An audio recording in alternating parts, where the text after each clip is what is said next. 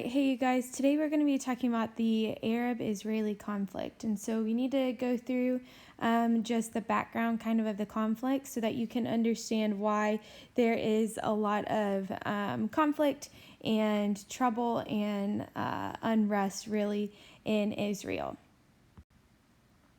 So remember the other day you should have watched the video that explained all the different vocabulary terms. One of them was a centripetal force. Remember, centripetal with a P is something that's positive, right? Remember writing that down.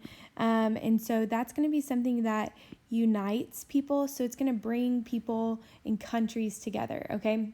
Some examples could be like commitment to a national culture, or a shared belief system, or a common faith. Okay, and so that's going to be a lot like nationalism, right? People are going to be united and have a sense of pride if they can relate these different things to other people. Okay, so in particular, centripetal forces.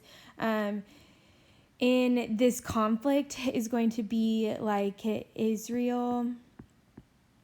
The Israelis are united by their Jewish faith, okay, and their belief that that Israel was truly their homeland and where their people first started thousands and thousands of years ago, okay. And then on the opposite side of that, you have the Palestinians who share their belief of they are Muslim, okay? They are of Arabic background, okay? And so they speak Arabic. They're primarily Islamic. And so you have these Israelis who unite together, and you have these Palestinians that really unite together. So both of these groups feel very strongly towards their sense of nationalism and their uniting together, basically. On the flip side of that, you have centrifugal forces. Remember the F. The F means a fight, right? So this is going to be something that divides people and countries, all right? So this could be examples like different religions, different languages, different ethnicities, and stuff like that. So basically, in our example today, you have the Israelis versus the Palestinians, okay? And so we had just talked about how the Israelis unite together and the Palestinians unite together, and they're both just very different culturally, linguistically, religiously, and so that's why there is a lot of conflict between these two groups of people, because they're living very close quarters, very close together within Israel. Okay, so geopolitics refers to international relationships. So basically, who are we friends with in the world based on geographical factors, okay? So our example here is Saudi Arabia. Why in the world would we be nice to Saudi Arabia? Think about it. Hopefully, you said oil, right? That's why we want to be friends with Saudi Arabia, the United States, right? We want to be friends with Saudi Arabia because they have all of the oil, okay? And so because they have that natural resource, we typically don't want to go to war with them or anything, because they could very easily cut off our supply of oil, and they have the most of it, okay?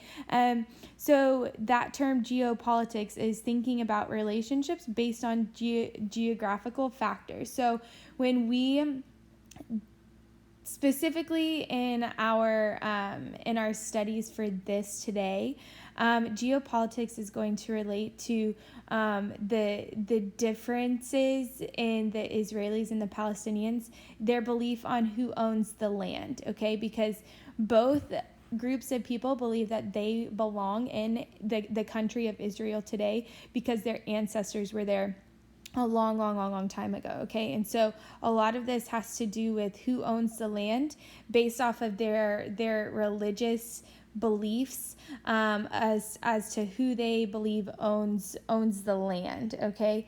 And so that geographical factor as far as the land rights, okay, determines the relationship between the Israelis and the Palestinians. All right. So that's how geopolitics is going to play in today. I want you to take a look at this map. Okay. Hopefully it's going to be clear on your PowerPoint that you open up. Okay. But if you are looking at this is a map of Israel. Okay. You can see it here. All right. You have the outlines of Israel, and Israel, you need to know that Israel was created in 1948. So think about your world history. World War II ended in 1945, okay? And so remember the Holocaust that happened in 1940, or the 1940s, right? Everybody thought it was a really big deal, obviously, right, with the Holocaust. And so the world felt like the Jewish population needed a homeland, okay? So the United Nations created the country of Israel in 1948, okay? And they pulled this piece of land here in the Middle East and said, okay, Israelis, or okay, Jewish people, we're going to give you Israel, which was your homeland, that has been considered your homeland for a really long time. It's all throughout their holy text, right? That this was their land, okay?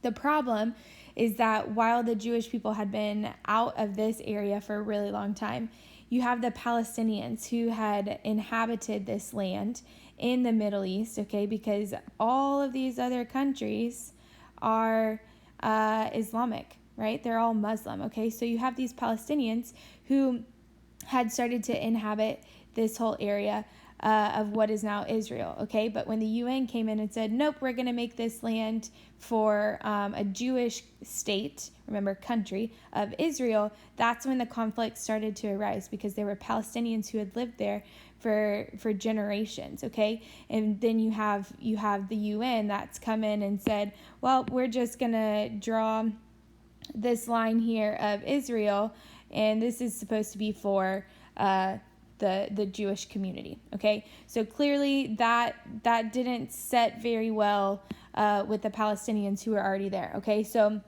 over a lot of years, there's been conflict back and forth as far as who owns what piece of land, okay? That was supposed to be a shared state, didn't really come out like that. So instead, what's happened today is that there are two areas that the Palestinians are supposed to be confined to, okay? So the West Bank, which is over here, kind of looks like a butterfly wing to me, and then the Gaza Strip, which is this little bitty strip over by the Mediterranean Sea, okay? Keep in mind, you still have Jerusalem, which is the capital, right there, okay? And so there's a conflict between who's supposed to be where. You have Israelis who are trying to push in on these areas, which obviously makes the Palestinians really mad. And so they've built borders, they've built walls around these areas to keep the Palestinians within their certain region. But then you have the Jewish people who kind of try to move their way in there too. So there's a lot of conflict as far as who's supposed to be where and if that is right or wrong, okay?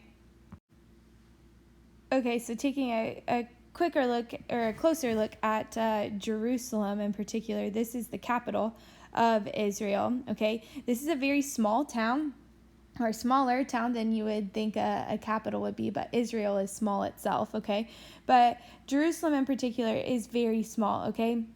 And it's kind of split into different quarters here, as you can see, and you have this area that is very special to three of the world's large, or like major religions, right? We looked at that in our last unit. So you have the Muslim quarter, you have the Christian quarter, you have the Jewish quarter, and then you have also the Armenian quarter, okay? But for Jews, for Muslims, and for Christians, there are very big, important sites here that mean a lot to these religions, okay? So for the Christians, you have the Church of the Holy Sepulchre, I think that's how you say it, but that is supposed to be where Jesus had died and then was resurrected. Okay, so very big, important place for their Christian faith, and a lot of people will make a pilgrimage to this church at some point. So that's a really big thing for Christians. But then you have in the Muslim quarter, you have the Dome of the Rock, okay? And this mosque, you've probably seen a picture of it. This mosque is where Muhammad was supposedly had made his ascension into heaven from this place in particular, and then they made a mosque there for that, okay? And so again, a very big deal for the Muslim faith of for that thing for Muhammad having been ascended there, and so very important for the Muslim faith, okay? And then you have the Wailing Wall, which is the most important place for the Jewish faith, of where people go to pray, and it's the holiest place for the Jewish faith. Okay, so in this very small area, you have 3 very big important places for 3 very different religions. Okay, and so clearly you could see how that might arise or cause some conflict if religions and people start to claim this land and this place as theirs, but then there are other people who think that it's just as important to their religion, okay? So very important place here in Jerusalem, okay, which adds to the conflict even more.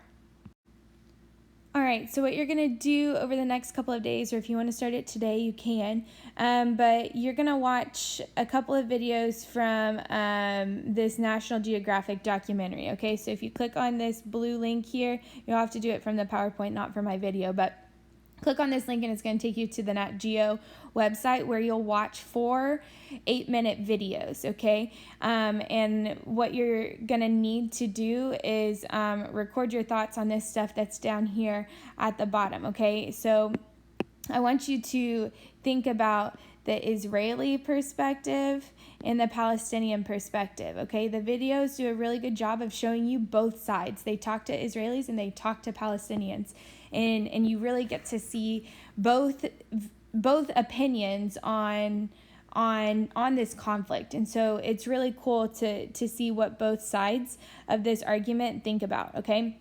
So in particular, I want you to take a close look at daily life. So what does it look like to be an Israeli throughout the day? What does it look like to be a Palestinian throughout the day? Okay.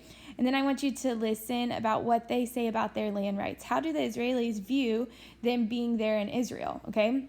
And then also listen to the Palestinians talk about what they believe they can control over land rights. Okay. And then towards the end, I want you, the narrator does a good job of asking the different people what they think would fix or solve the problems, okay? So I want you to pay close attention to solutions for the future, okay? So I want you to take notes of this. If you are like a color-coded person like I am, and if you want to do, I don't know, Palestinians in red and Israelis in green, and jot down your notes, or if you are someone who wants to maybe make a chart over the different things you could do, Israelis versus Palestinians, and then you could split up your chart and do daily life, land rights, and solutions, or something like that, okay? And if that's how you want to do it, if you want to make a chart like that, or if you just want to jot down some notes and color code it, whatever makes sense to you, as long as you know what the Israelis think and what the Palestinians think about these different options, okay? So if you want to start those videos today, you can, or you can spread those out over the next couple of days. And then at the very end, after you've watched all 4 videos, I want you to look back at these notes that you should have made while you were watching the videos, and I want you to go back through and I want you to label all of these terms that we talked about the other day in our vocab lesson, okay, from those notes the other day, okay? So you'll need to go back and label each part that connects to what is a nation, what is a state, okay, specifically for this Arab-Israeli conflict, okay? So maybe you color code it in a different thing or in a different color. That might be best. Or maybe you highlight your notes to show and label what each of these terms are from this specific conflict, okay? So you can hopefully watch this video so that you will understand what you need to do with the PowerPoint and with the notes, and then watch the videos. So if you need to split those videos up over the next couple of days, you can, and then you can do the last assignment that I've posted for Friday.